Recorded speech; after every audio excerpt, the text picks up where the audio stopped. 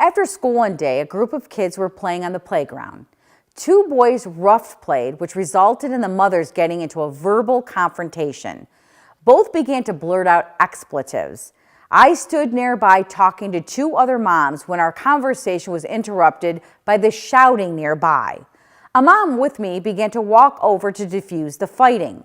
The mother even had to get between the two other moms as it looked like one was about to punch the other.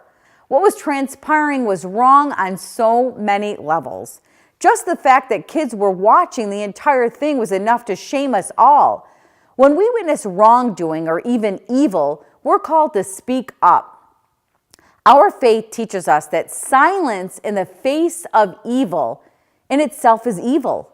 God will not hold us guiltless. Not to speak is to speak. Not to act is to act. The woman standing with me acted and spoke up, and her actions immediately ended the feud.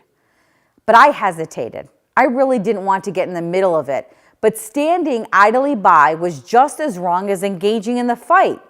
This is what we teach children bystanders, watching another kid get bullied. We're called to speak up. It is a great lesson for me, as Scripture teaches us. And the Lord said to Paul one night in a vision, "Do not be afraid, but go on speaking, and do not be silent, for I am with you. And no one will attack you or harm you, for I have many in this city who are my people." And the moms engaged in the verbal feud are responsible as well. Take no part in the unfruitful works of darkness, but instead expose them.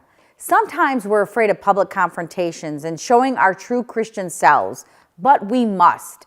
Jesus very publicly throughout the Gospels confronted misbehaving religious leaders.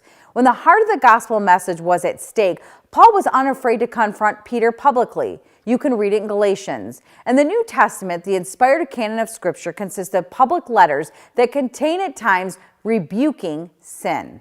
This has been a Christ-Centered Communication message. I'm Vanessa Denha-Garmo, a communications evangelist.